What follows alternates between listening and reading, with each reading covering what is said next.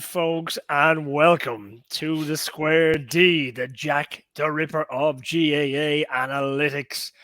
My name is Connor Galvin, your host for this evening, and I'm joined as ever by the irrepressible professor himself, Mr. Stephen O'Mara. Stephen, how's she cutting tonight? Not so bad, not so bad. Flat out for the day. Not so much with this as normal, but flat out nonetheless. And come here, congratulations is in order. You've worked the Oracle once again with Tinner Island and County Carlow. You're back in another final. Air Og, your old nemesis. Big game coming up for you. Ah, well, yeah, look, league final down the road. Wouldn't read too much into it now. You've half a county panel missing on the other side, but look, good to be there. Good to be there. But busy weekend, getting it all in order. Yeah, I like your Jose Mourinho style deflection there. Keep the pressure off, that's for sure. So listen, we have a fairly action-packed program ahead of us. We're going to go to Crow Park first. The Dubs and the Rossies. Got be with the days where under certain stewardship of Jim Gavin, the Dubs were guaranteed your 18 to 20 points per match. They shot 111 here Sunday. Talk us through, right? Talk us through what way the Dubs are going. Expected score. Now, everyone who's tuning in knows exactly the expected score is what you should get versus actual score. They fell short, which is very rare. Well, they did and they didn't, I suppose. They did in the first half, certainly, and they shot below expected score, which we'll look at, and it's an unusual, but it's becoming slightly more not unusual, shall we say. I suppose, look, first of all, we look, a couple of things stand out here. We see our total phase is 33 and 34, so we're on that lower phase, which again, we're talking, I suppose I keep saying Ulster style, but I suppose maybe it's becoming more common style, but we'll call it Ulster style for now, because I think people understand what I mean by it. But that was, maybe more on Roscommon side than as we'll see. But yeah, notably here, I suppose a couple of things, lower score. The key thing here is expected score per 10 phase is Dublin at 4.9. And when Dublin were winning their 6 in a row, that was their gold standard. But the point of how football has changed, back then other teams were averaging 3.3. Really good teams, 4.2. Now, Dublin hit 4.9 every day, but it wasn't unusual. It was in and around average for Dublin, 4.9. 70% shots, 70% scores off those shots, 49%. So Dublin have still hit that Jim Gavin 6 in a row standard, 4.9. But two things, Roscommon have hit 4.5, not the 3.3 you'd probably have expected when they beat them in the Super 8 a couple of years ago. And noteworthy is the fact that the score per Dublin have shot below expected score. Now that's unusual, and we'll look at that briefly. And so have Roscommon, incidentally. But that's, for me, is an interesting overview to begin with. I think most of the viewers tuning in here would have seen the Kevin Moran documentary that was on this evening. And obviously that's because the Square D didn't air. That's because the Square D didn't air on time this week. Is that right? Yeah, well, look, if we burn the midnight oil, we have to. But one of the most prevalent and seminal features was obviously Kevin Moran's contribution to the Dubs and the 1970s team. And when you look back at the, not even the highlight reel, the general play, it's ball possession and kick the ball into the forwards at just at the quickest possible rate, follow it in, all action. These lads must go to these matches now and wonder, are we after landing on Mars? I mean, if one of these guys was, on ice for the last 30 odd years, you're looking at this thing going, what is this game? Where have we gone here? Well, funny you say it. A player on my Tinner Island team, his grandmother went to the county semi-final last year, and it was the first Gaelic football match she'd seen in 30 years. And like that, she said, this is like rugby. It's two teams trying to break the line. Says, what's happened? So it absolutely different game. And it is noteworthy because Roscommon, as we'll see, wouldn't be dissimilar in what they've done, which is the key point we'll look at shortly, to how I would have set up against Dublin. as opposed to what Louth tried and failed to do. And notably, look, we'll look here in the first half, and this is what's intriguing. I suppose this really is, and you look at the first half here. Roscommon 71% phases with shots, Dublin 55. Dublin with an expected score of 3.7 points per 10 phases. Roscommon 5.8. So again, like nobody was hitting 5.8. Maybe Dublin against really poor teams. Derry started tipping that, but you're seeing it more and more now. Armagh hitting it sometimes, Galway hitting it sometimes. Here you see Roscommon hitting it in the first half against Dublin. It was an immense, maybe not beautiful to watch. It was an immense possession game. Second half now was interesting. And it's what I'd have expected to have seen, but it's not for the reasons, Dublin always would expect to score per 10 phases 5.5, but shoot below with a 4.1. Roscommon 3.5 and shoot below with a 2.5, which is interesting. But what I suppose the crux for me of this game is this diagram here. Here's the actual score on a bar graph, first half and second half. And the expected score, just show for what it's worth, isn't massively different, except you see both teams shot poorly in the last 7 or 8 minutes. But if we go back to the actual score, what's noteworthy, I was watching Louth 2 weeks ago and I said, unless Louth score 4 goals here in the first 15 minutes, the way they're playing, while play by play, it's brilliant, it's only setting them up for the Lucasade Sport finish, the last 15 minutes. They're going to get annihilated. And Dublin annihilate teams in the last 15 minutes. If you look at that bar chart, we'll see from 55 minutes, which is just here where I'm hovering over here, from 55 minutes, right? Dublin only actually outdo Roscommon by a point.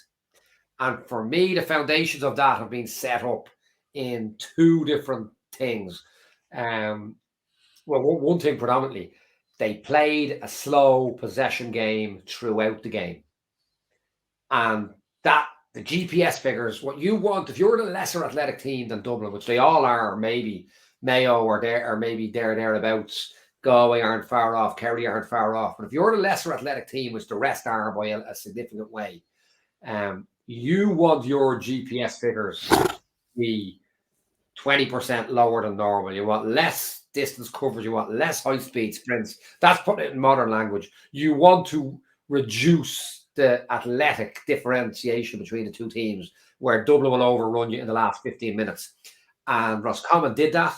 It's what Turlock O'Brien and Stephen Poacher did in 2017, attempted to do, and were making a really good job of it till Brendan Murphy got sent off in 48 minutes. They were 10-6 down, standing over a scoreable free. So we never saw how that would play out 15 v 15. But here's Roscommon, probably technically a better team, better than that Carlow team, higher up the divisions by a long way. And by playing that possession game, there was, I've been living in a bubble for the last 2 days. The one tweet I saw was in a phase of possession that lasted nearly 6 minutes. I've obviously watched it back. I've watched the game back. And it's just slow. So they don't set themselves up for that last 15, 20 minute annihilation. And I thought in that regard, and we'll look at it technically in a minute, I thought in that regard, Davy Burke really showed his colours as one of the top handful of operators in the country now, that he had it planned, calculated, and they weren't overrun in the last 15 minutes. But I mean, like Roscommon, I had a bird's eye view, like with good old seats in the match.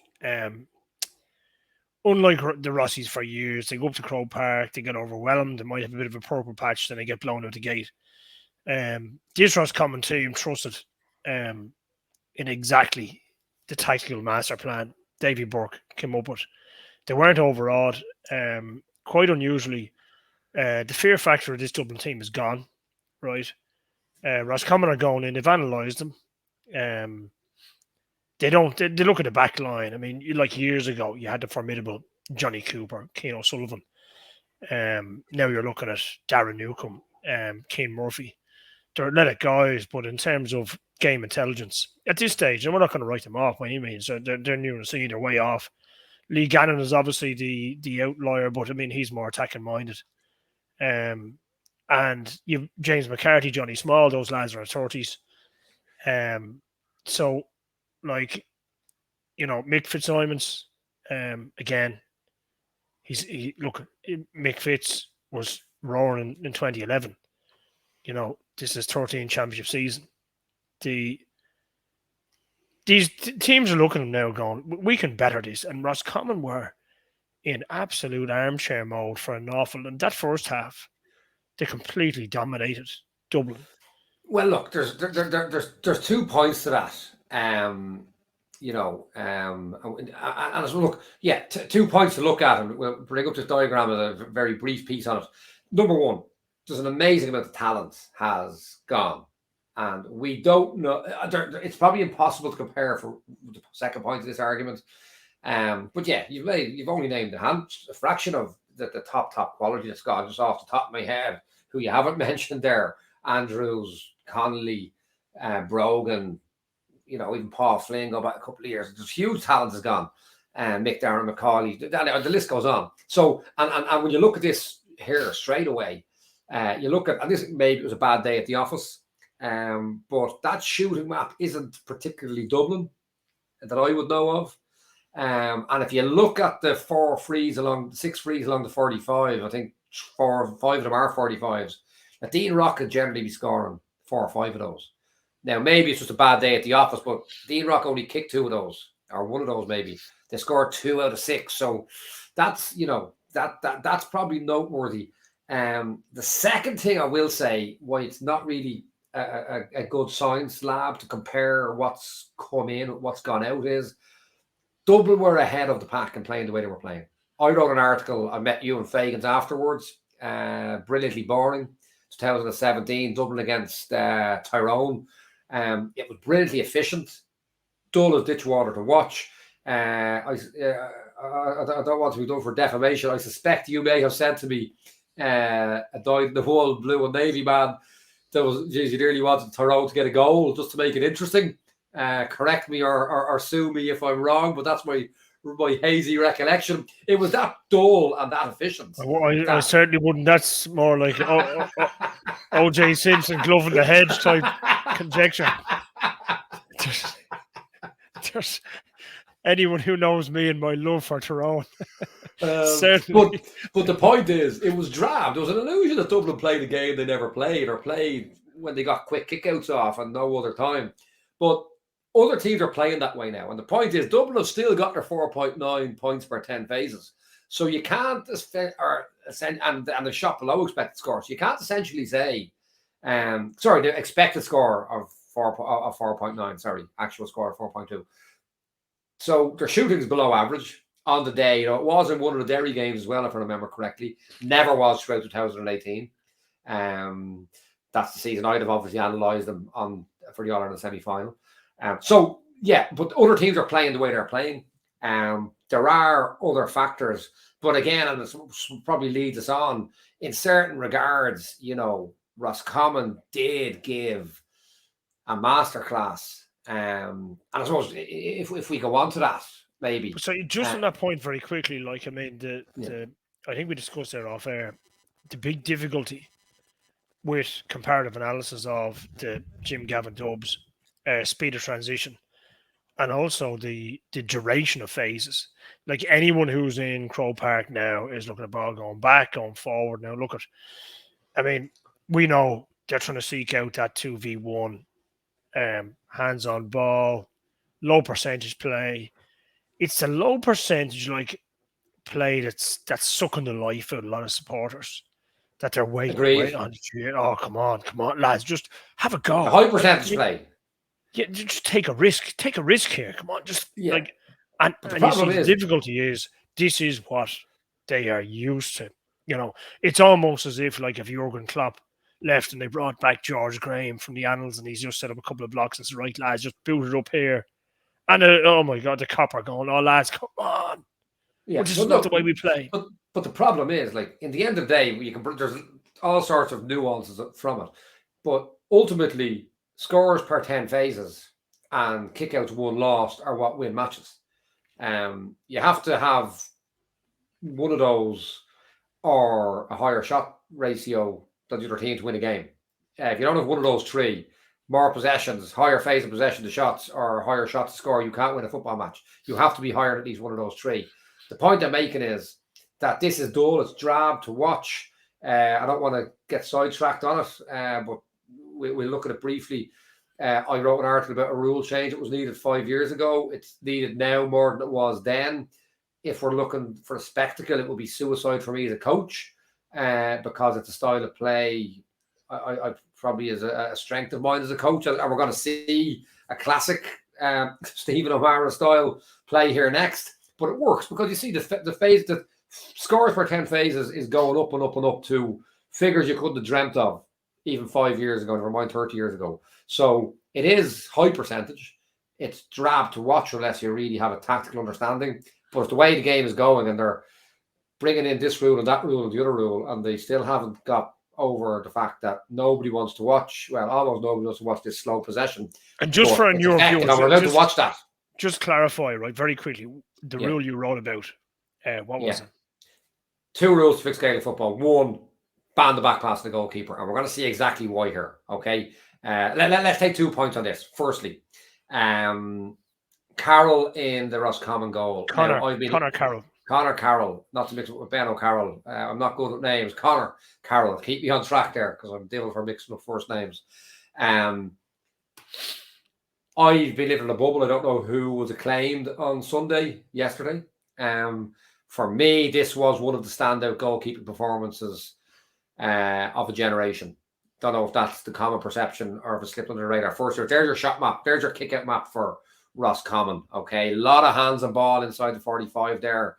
Only 6 gone to the melting pot, and by my take, at least 5 of those he had no choice but to go long to the melting pot. And this is what I normally talk with Stephen Cluxton. Hands on ball. And we'll come on to this with Derry Monaghan. It's a more central piece than that. Dublin are more or less man on man. They are man on man and just cheating, i.e. standing a few yards off men. That's a really difficult kick. That's going through what I call a tunnel. Look at that white line between those 2 Dublin men on the D.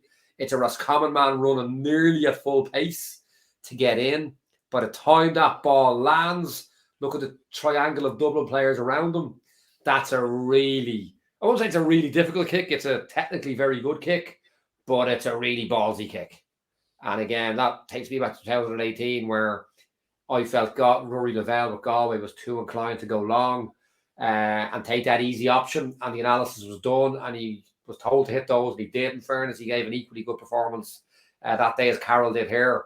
But that's a savage kick out. And that's why there's so many of those greens inside the 45. We look here in the second half. This is a young lad. And I haven't seen much of him. Saw him in the National League, but didn't jump out at me. Jumped out here. Looks like nothing's on. No panic. Waits for the run. That ball still, I've lost that. That ball looks easier than it is now. I've actually lost an image. That only landed 2 yards over the Dublin man's head, right into, right in the satchel. And this one here, which brings us on to the key point of the game. That's a really ballsy kick. And he's right. It's schooled. It's homeworked. Again, I talked about Bernie Power does these with Galway sometimes. Took an All-Ireland final out with a fire for Cara Finn against Kilcoo, hitting one of these a few years ago. Went under the radar, I'd say, in the main. That's a slightly difficult but really ballsy kick in Croke Park. Look at where he lands that. I mean, it's literally on the line. Not to mention, in general play. Right. Well, this is the key. Look, let's is ball striking. This guy's ball striking out of hand. His kick passing was also absolutely pristine. He does something here that goes really underrated. And some keepers have this and some keepers don't. And you can coach it. I've tried to coach and I think I understand the dynamics very well, but some keepers just don't get it. One team I was with that 2 keepers. And when you looked again through my software, GA ProStat software, phases that went through the respective keeper's hands, one of them was averaging 5th on the team. As in phases of possession going through his hands, we were scoring more than when they didn't. And he should be 15th in line. He was 5th in line. The other lad was always 15th in line. Why? Because one lad got this, the other didn't. Gets that short kick out off. We just say, so we go back. That's the kick out. He's just got that in the arms. even the commentary, GA Go or RTE, whoever it was, say, oh, Dublin are really pressing on here. You see them trying to press there, comes back again. It's hard to do this justice with the still images. No panic, stood, hopped the ball, puts the ball across. This phase lasted in around 6 minutes. Sorry, Maurice Brosnan had a tweet. I think it was 31-30 until 37 or so. It might have been even more than 6 minutes. In this, Carroll, I actually got lost count. I think a phone call came in. I was up to 17. I think he was at least 17 time touches in this phase. But he just controls it. It's simple. But look, the mistake a lot of keepers make is they give this ball and they stand or they move towards the ball. Just simple understanding, he keeps the V. He keeps that V always. He's also able to play a bit of football. I would have said that was nearly a risky pass that I wouldn't have fancied. I think he maybe shouldn't have tried that pass, but he did and he got it. They ended up back here, but this one is key because when the ball comes here, and I've lost an image there again, maybe, he received that ball at the bottom of the arrow, but as he saw the man had to run back, he goes out to the left to make the arrow again. So it's just angles, lines, it's simple stuff. Dublin got a bit of a squeeze on here, didn't probably lack the plan for dealing with this. It's not easy, but I thought they could have done better.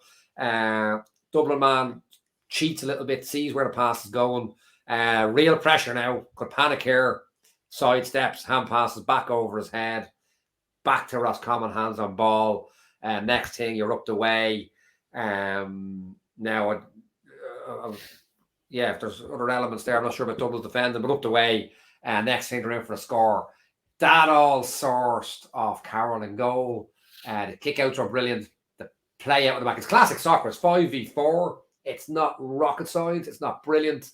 But a lot of keepers, even top-class inter-county keepers, don't understand it, can't do it. They end up in trouble. But Carroll's, for me now, that was one of the top goalkeeping performances that I've seen in the last number of years. And it does contrast slightly. I mean, Cluxon, obviously, who's the leader of the pack in terms of goalkeeping excellence. Like, obviously, like you have Oren Lynch, Derry, Ethan Rafferty, Armagh, you've Rory Began, Niall Morgan, Conor Carroll come out. They're like playmaking goalkeepers. Cluxon doesn't do that, right? He does in a way. No, he does. Well, there's two things. But possession-wise, he's not getting the ball the same way these guys are. He's not out the field to that extent. Well, there's two things. Dublin are faster than all the opposition, so Dublin don't get pressed high up the field like that. But if and when the need arises, when Kerry would have tried to press them high up the field, going back he's there. 16, 17, Cluxton was the master of that. But I would say that Carroll boy there looks as composed as it's one game, it's one phase I've taken out there. But the difference with Rafferty and Lynch, this guy's actually a keeper.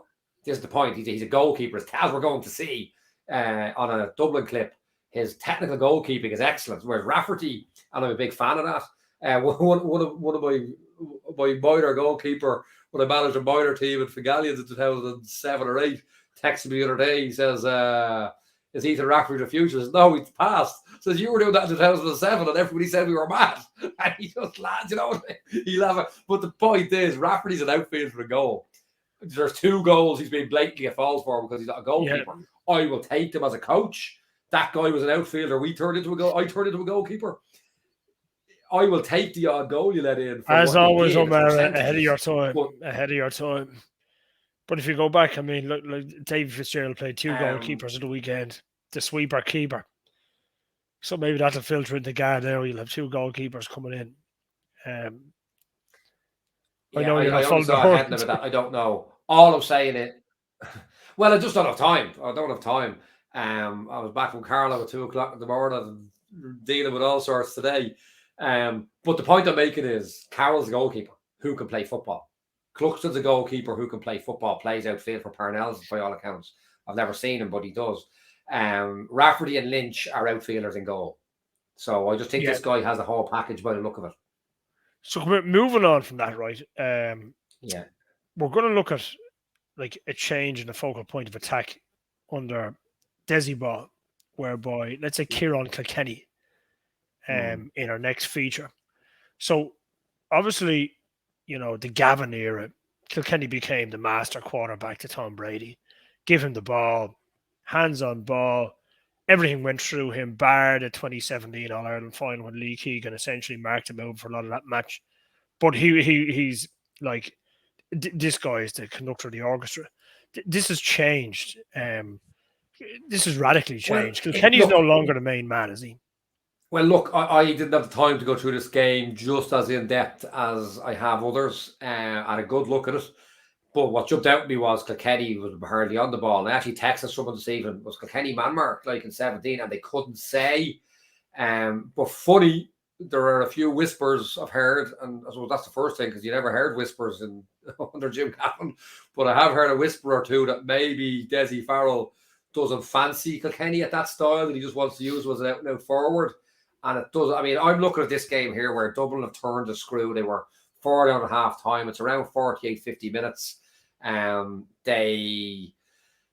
after going a point up. Roscommon, I think, have dropped a shot short or wide. Dublin have hands on ball. Like this for me is where Kieran Kilkenny comes out, gets on the ball, and he just says, we're going to just suck the life out of them now. We're going to keep the ball, kill the momentum, and make sure we get the next shot off. And I have said in the past that, Scully can fill that Kilkenny role, but I think it's a Dessie Farrell thing. Like, Dessie ball is kicking football. I know from, the Fianna second-hand conversations, the Fianna lads, Dessie was all about kicking the ball, and so not to be disparaging, but I never quite grasped why they were so in love. Dessie did one season with the Fianna. They played 3 good teams, beat 1, lost 2. So I never grasped why they were so in love with this Dessie ball. And I just think it's a regressive move. We see here this situation. Kieran Kilkenny gets this ball. What does he do? He brings it in field. Or what does he want to do? Maybe he's doing something different under this game plan, but he hardly touched the ball. I can't say if he was man-marked or not. But Niall Scully, who I think knows better, looks to kick this ball down the line. There's a sweeper there. Roscommon get hands back on ball. And I just think it's an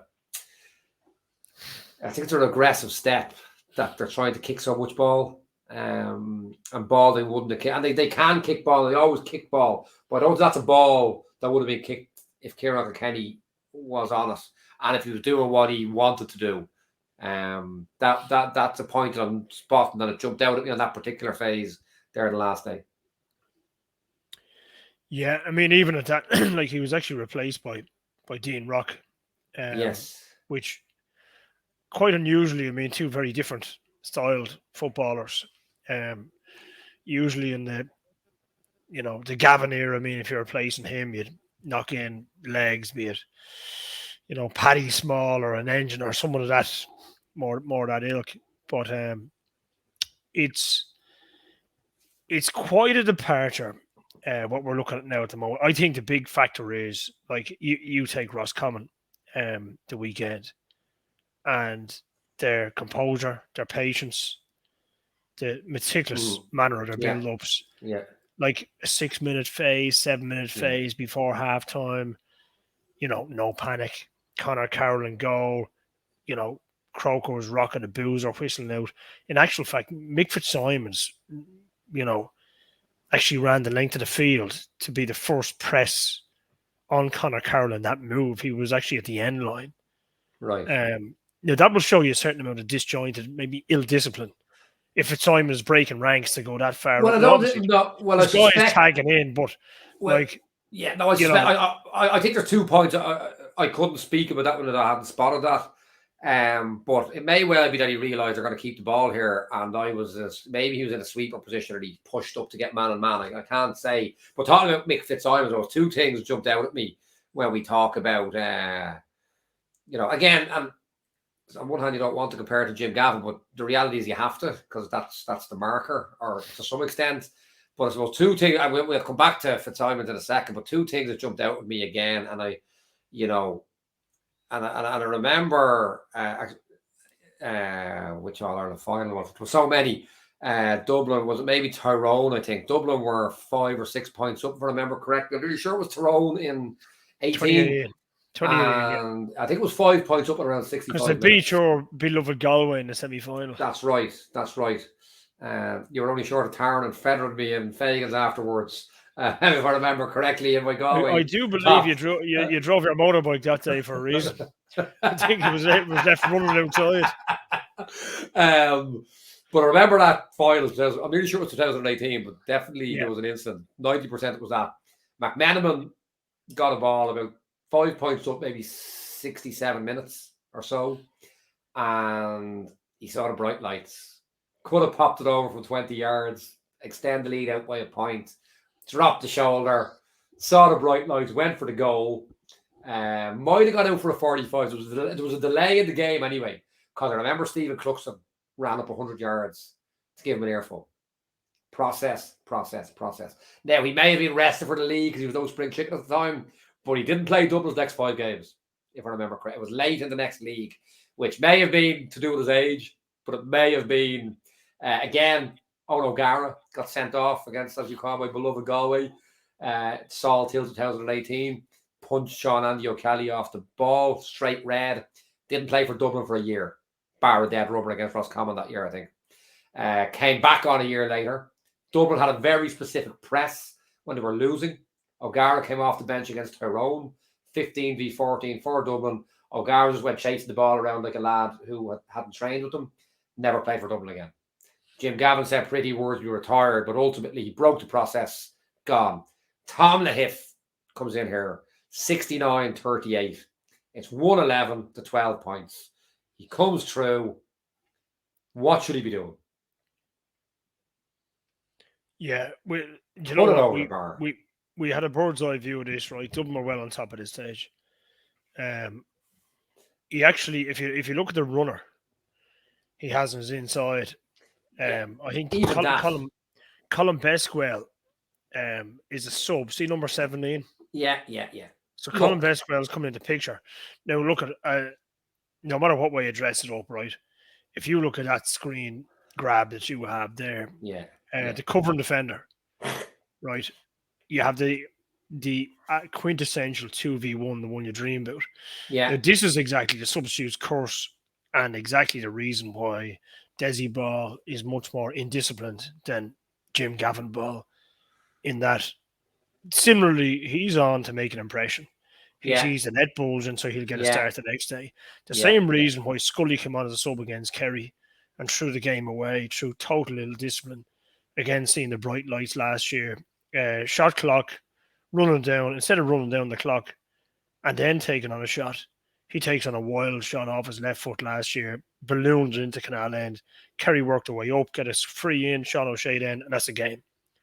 This is endemic. Yeah, I don't specifically remember that Scully one. I wouldn't generally have him as that, but you seem to have a clear recollection of that. But the first thing I know, the first game Desi Farrell came in, I spotted Dublin lads having wild shots. Some newbies and some established guys, and I just thought, ooh, the teachers turned his back here, and certain lads are starting to mess. This all day. I think if Jim Gavin is the manager, firstly, Gavin will have a process laid down, I would assume, that you're winning by 2 points on 69 minutes, you're 1-1 in goals. They would understand you put the ball over the bar. I would expect that. My team knows that. I would expect Jim Gavin's team knew that. Secondly, if you don't apply the process, you don't play for 3 games. That's what I saw. Now, he connects okay. Going back to my original point, look at Carroll. That's a quality save. Ethan Rafferty and Oren Lynch aren't making that save. That's a proper keeper save. And the one here I just find, and listen, if you told me I'd be doing a piece of this on Mick Fitzsimons, I'd have said no chance. The most meticulously disciplined defender you could come across. You look here, the hand pass is given, and Fitzsimons just, he comes off the ground to take him out. It's a crystal clear black card all day long. There's no rhyme or reason to it. I just can't believe what I'm seeing there. Again, the still images don't do justice, but I just do. Yeah, look, we're comparing to probably the greatest meticulous process guy. Brian Cody was the same. I remember reading an article about the guy who got sent off in the national. I was actually listening on the radio in Morocco. Would you believe? When Dublin beat Kilkenny in the hurling league final in 11, I think it was. Kilkenny man got sent off. Never played for Kilkenny again. Pulled across the guy in the first half. Never played for Cody again. Now he was smart, and I read an article. It was 5 years later. I was oblivious to this in the Times or the Indo. Some very savvy journalist worked out he didn't cut him off the panel to isolate his mates and his club mates. just let rot on the bench for a number of years. And Gavin did the same with a few boys. Owen O'Gara got a second chance a year later. Yeah, look at. I mean, look and that's what gone. Cody I just see did that's to- gone. I see lads are gunslinging out there, certain elements of it, and they're getting away with it. And I think it's a problem. Yeah, look what Cody did to Chad Fitz and Charlie Carter. But similarly with Dublin, I mean, the one thing that's very prevalent at the moment is even when Dean Rock came on the field, in terms of free taking duties, there was posturing with him and Costello. They weren't actually sure who was going to hit what. Both of them were over having a bit of a negotiation. Are you hitting this? Am I hitting didn't realize that. So Right. like all is certainly not, Rose. I mean, Paddy Small was an unused sub. Someone of that caliber, that athletic ability, who can genuinely. I mean, you talk about your 2v1s, right? Or a guy who can break the line. Paddy Small has those dancing feet. He hops, skips in between two defenders. That's a guy with that level of ability. They reach for Lorcan O'Dell. Sometimes you look maybe they're flying and training, you wouldn't know what, but I mean these are tried and tested guys. So the overall right, there's a certain disjointed look to Dublin in terms of their overall psychology, but that. Look, I still go back and say they've had an expected score of 4.9 points per 10 phases. Other teams are catching up, but I just too think that that methodical. This is the process. You keep it or you're shipped out. I don't see that anymore. And I think there's too much desi ball, kicking in ball at times where you just settle it down, go Kieran Kenny style, suck the life out of them. I think those things are gone, are reduced massively, and I think it's to their detriment. But look, that's the heel of the hunt on that one. Okay, well look at we'll put the lid on that particular coffin for the moment. We're going to head up to our northern brethren, Monaghan and Derry next, right? Some very interesting metrics in this one. Obviously, in the aftermath, Rory Gallagher no longer in situ, right? Well publicised. We're not going to go into the nuts and bolts of that, but this is a draw match. And very interesting, you highlight before with Monaghan, some of the hands-on ball, your Carl O'Connor, Bannigan, Ryan O'Hanlon, Ronan McCarthy, how adept these guys are. I mean, obviously McCarron and McManus are their flagship names. Monaghan actually went man-on-man in this game for large parts, which is somewhat kamikaze. Talk us through how effective this was. Yeah, intriguing. Because I actually, one of my kind of 2-minute clips, I did the piece when Derry played Monaghan a few weeks ago, and I'd said Monaghan could be an outside chance for an All Ireland a few weeks ago. You kind of questioned my faculties, I wrote it off 2 weeks later, based on their defending. Just didn't think it was good enough, and ultimately the issue with Derry, and I did a piece on this. It's up on Twitter. 4 or 5 videos back, that Derry will play the game, process slow, bring 15 men into the attack, and they will wait to isolate the men they have. They've done their pre-match analysis, and they're waiting to isolate your weak links. And we looked at this.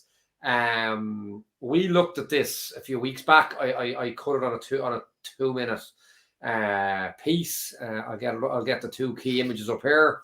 They wait to isolate weak links. In this case, it was Conor McManus, and here you go. It's McCluskey, cornerback, goes by him, ball ended up in the back of the net, right? And I did a piece on Armagh against Derry and how Derry massive phases the shots in the first half. Second half, Armagh forced them down channels, and in some cases they turned them into a man-on-man defence. Whether I knew it was man-on-man at the time or not, I don't know. But the concluding piece of that was maybe there's method in the theory of going man-on-man against Derry. Don't allow them to play process football. And what we'll see here, now it's interesting because it was obvious from the get-go. Sorry if we go on a bit. Here's a kick out in the 12th minute of Derry. They've gone man-on-man. Ball goes down the way. They've made no attempt to get a sweep or a blanket defence or a zonal defence, call it what you will. It's all man-on-man at this point, and even at this point, there's no they whether they come up with the idea themselves or maybe they're having a sneak peek, I don't know. But I did say after the Armagh game, maybe there's a method in the theory of going man-on-man on Derry and make them play football, not a game of process. And they did that, and ultimately they drew. Now, as opposed to being beaten heavily. Now, what I will say, and this is interesting, here's the score, here's the figures from a couple of weeks back. Derry 121, Monaghan 210. Expected score per 10 phases 5.6 for Derry, 4.4 for Monaghan. Again, their offensive figures decent enough. Total score 5 to 6.9. Now, I pointed out this is what Derry do all the time. That 5.6 per 10 phases isn't outlandishly high for Derry. There was just more phases in that game, so they got more scores and they shot really well. Now, notably, the last day notably the last day, and I put a tweet up after 20 minutes, Monaghan have got man-on-man, but actually Derry have still got off 8 shots out of 8. And I was sitting there thinking, you're damned if you do, you're damned if you don't. Now it's 3-3 at that stage, and I'm looking at it saying, well, expected score is 4.5 to 3 for Derry. Unlike the previous day where Derry shot over expected score, they shot under expected score here. Monaghan are bang on. But it was not now. Commentators curse, notably of the next 4 phases. Derry only got shots off on 1. Literally, as I was putting the tweet, they turned the ball over. But to compare the 2 days, right, Monaghan went man-on-man. Derry got 77% shots off with an expected score per shot of 70%. Expected score per 10 of 5.6. It has dropped to 5.2. It's not a radical drop, but it's a significant drop. So ultimately, Monaghan's decision to go man-on-man worked. But you're also down to 27 phases there. Absolutely. It's lower phases. And well, that's our second point about the kickouts. We'll come on to it. But I just thought, and got to take hats off to Vinnie Corey, because we couldn't get through a show without talking about the great man, Giovanni Trapattoni. But it was an absolute Trapattoni-esque gamble. And it paid off, because I had analysed that Derry will bring 15 into the attack. They're all athletic. Even their keeper is, he's the least athletic of the 15, but he's not slow. He's an outfielder with his club, I gather. You've got McCarron, McManus, Darren Hughes. And funnily, one of the things I did with Galway and Donegal, I always earmarked before a game weak links in the opposition's defence. That if they've got an arc and you get a guy exposed man-on-man, he's a guy to go at. You get face shots in case they recognise some of the players, and you get examples of how they are weak or why they are weak. Do you just take them on down the channel for speed? Do you put your weight on one foot and go at them? Monaghan had 5 weak links. 3 of them were Darren Hughes, Conor McManus, Jack McCarron. 3 of their technically best footballers, possibly the 3 technically best footballers, but they were weak links. He left the 3 of them out. Now, Hughes came on with a heavily strapped leg, so that may have been a factor. But to leave McCarron and McManus off, Jesus, massive gamble. But you've got to take the hats off to them, because they reduced that Derry phase of possession to shots, and they shot below expected score again. Expected score isn't perfect, because a lot of those were under pressure, and maybe they're getting a slightly higher value than they should off the metrics compared to the reality. I would have to say hats off to Monaghan. They took that gamble, went man-on-man, left out, I presume, McManus and McCarron by design. Hughes, maybe they had no choice, but it's something I'd have said they should do if they're going at that. And they got a draw against a team that beat them 121 to 110 only a few weeks earlier. So I think hats off. Similarly, as you'd know well, having been an indentured slave to the Dubs in the noughties, and looking at their demise year after year, and looking at a certain Kieran Whelan, who was like, the darling of the hill and this so-called talisman of Dublin football. I looked at this guy and said, this guy's a liability. But yet, the rhetoric in the press was this guy. Anything happens, Kieran Whelan, Dublin, no chance. This guy got caught in so many attacks. It was just, it was laughable. But that wasn't the rhetoric. Everyone's, Kieran Whelan, he's just the driving force at Dublin team. Yeah. Is there an element to that with? I thought I thought I was the only dub who had some opinion not a million miles removed from that. Are you saying we agree on something, O'Mara? We're agree. I actually made a not dissimilar point to a gang of Kerry lads I met in a bar in Poland in 2012, and I got the ultimate compliment from a gang of Kerry lads. Say, you're the first dub I've ever met that doesn't talk shite about GA. So that was the compliment I got on that day. Listen, though, Darren Hughes, fine footballer, and they use him correctly. I mean, Monaghan last year, certainly, I think this year as well. Again, I'm not looking at it as an opposition analyst this year. I'm looking at it more holistically or whatever. But Monaghan had a sweeper system that I thought was a really simple system. The opposition put a foot on the 65, Hughes would sweep. And if Hughes couldn't sweep, somebody else did. And the point was, you're getting all the football out of him, but he's not the front line of the arc where he wouldn't have the speed and the tackling technique to stop good runners. So, no, I think Darren Hughes has been mightily used, savage football and talent. I think he's been mightily used, but in terms of you're going man on man against Derry, you can't have Darren Hughes in the team. Nor McManus or McCarron, but that was a massive call. They did it. Brilliant. And you were having a bit of a tete-a-tete with Mr. Colin Parkinson.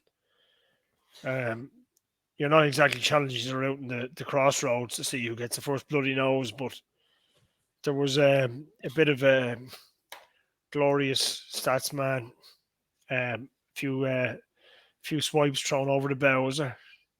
Funnily, I wouldn't know. I normally don't. I should know better than to be getting involved in Twitter debates with Colin.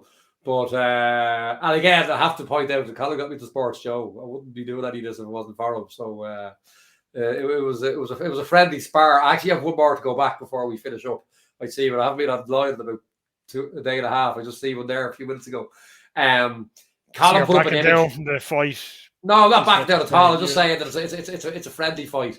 But if we look here, Colin put this up, and I literally put up my Derry Monaghan stats, and I saw this, and it says, hang on a minute, that's running completely contrary to what I'm saying. He put this image up, and I don't want to misquote the man now, but basically something along the lines of this is what they call modern tactical genius intrigue. I think were two of the words used in there, and 3 laughing emojis.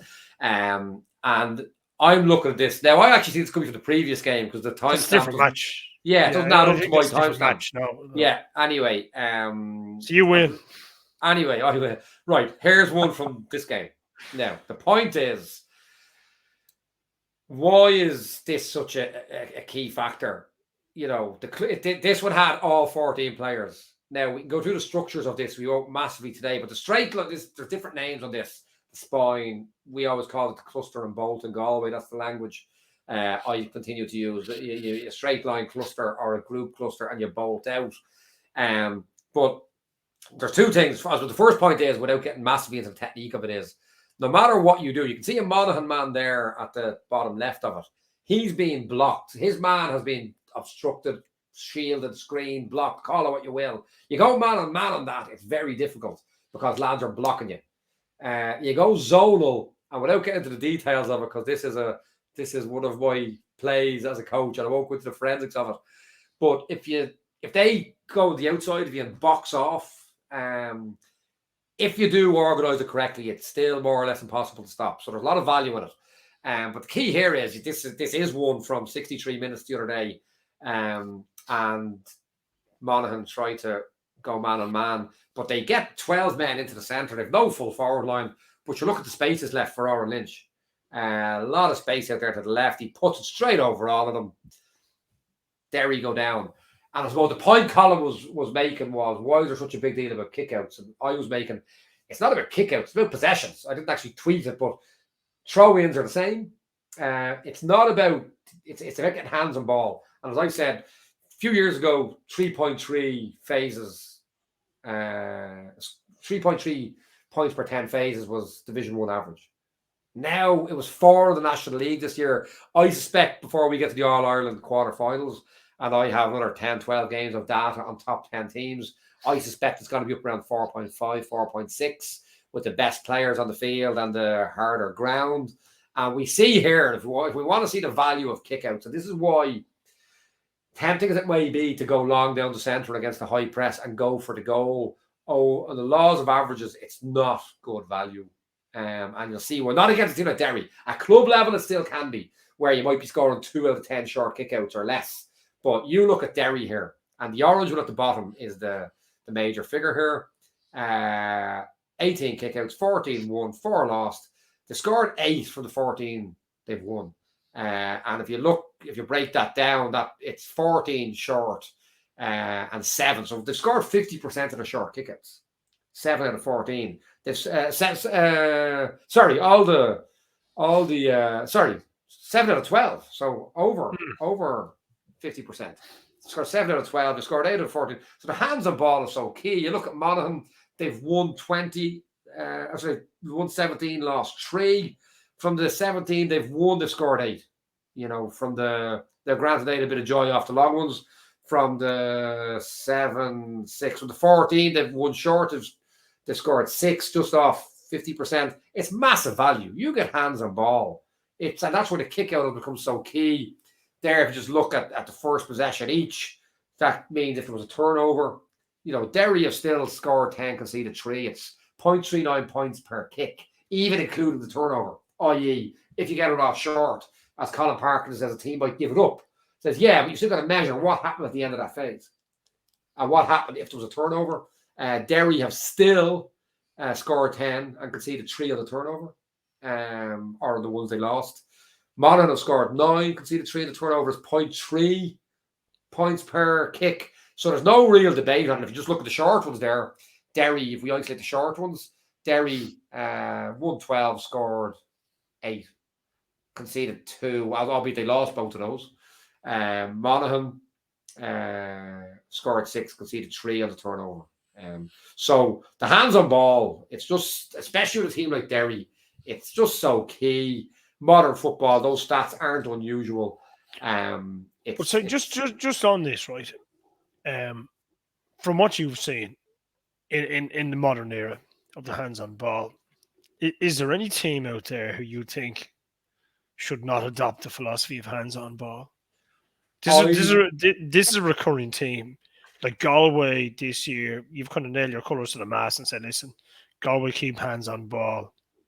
Crikey, it's going to take one hell of a team to beat them. Well, there's 2 times we're probably at mixed purpose here. There's hands on ball, and then hands on ball in the kick out. Don't be looking. I thought about with Galway, I'm talking about don't be kicking the ball into packed defence. In the middle third, yeah. Well, Johnny Heaney kicked away. Yes. Okay. Yeah. I don't want to labour that. That was one kick. I mean, Johnny would be statistically and just a naked eye one of the most significant footballers in the country to me. I wouldn't have as much respect for him as any footballer I've ever come across. So I don't want to labour that particular one kick on Johnny. But blame it on Peter Cook. I actually put him. I wouldn't do that either. I actually put him in a team of 15 kind of lads that are underrated. Maybe that Neil Ewing tagged me in recently. So no, definitely not. No, you put in Burke in that team as well. No, he's as rated as he. Oh, I can't remember. Go on. Anyway, but we digress. And I'm looking at the clock. The Galway hands on ball is not kicking into blanket defences, which is bad value. You see Comer in there, it's easy to do it. No, I'm talking kick out. There's a temptation. Now with Donegal, when Donegal had the best figures in Ireland in this, which they did in 2022, fact. There was a temptation with Sean Patton's long kick to see maybe Michael Langan or Michael Murphy or Jason McGee 55 yards down the road and go for maybe a 70-30 kick. But my stats would always have said, no, if Brendan McCole, Neil McGee, whoever's on the edge of the D, can clip it to him.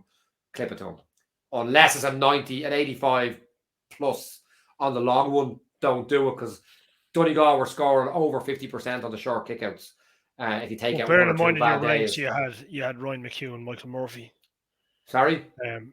Bearing in mind back then, you had Ryan McHugh and Michael Murphy still in the ranks. Yeah, well, you're a team that could have been Jamie Brennan, Oisin Langan. You're into Michael Langan, Oisin Gallen. Michael Langan. But the point I'm making is there's a temptation to bang them long, and a lot of teams say, 4-4-4 press. Let's bang that straight down the middle. Now, I will finish on this point. If At club football, there could be value in that. Now, something I would do as an analyst, and when I analyse my own teams, I will make an honest assessment to myself and to my players. What have we scored per 10 phases over the course of the year? And what have the opposition we're playing scored over 10 phases? Do we expect that we should beat them based on the figures? And if we do, if the answer is yes, get hands on ball. If the answer is an overwhelming no, and they came with a 4-4-4 press, yeah, you'd probably be saying, let's try and get a big dog at 8 and a runner at 11 and a runner at 5 or 6. And let's try and bang a few down the middle. Carlo got that goal on Tyrone in the back door in 17 or 18. And I heard Stephen Poacher talk about it on a podcast. And again, Tyrone were never going to outpoint. Carlo were never going to outpoint Tyrone. So it made all the sense in the world. But if I was Tyrone playing against Carlo and had hands on ball every time, absolutely. Don't gamble on a weaker team getting 45 phases to your 35 because they've won load your kickouts.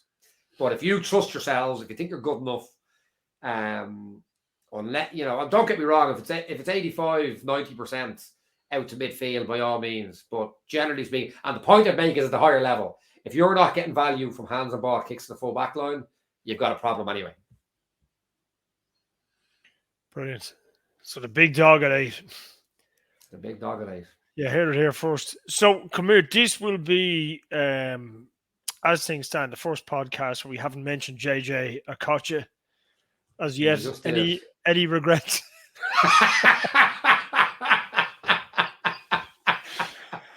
Did I compare Johnny Healy to Claude McAlealy? And I got Trapattoni in there. So 2 out of 3 ain't bad. Correct and right. So listen, on that note, we will wrap for the evening. Apologies to JJ. We will most certainly find a way to jimmy in the next time. So look, that's all we have time for, folks. A few very interesting weeks upon us. We've certainly burned the midnight oil here tonight. And we will see you next week. Stephen, any last words? You happy enough? You've said it all, Connor. Slán, agus í See you guys.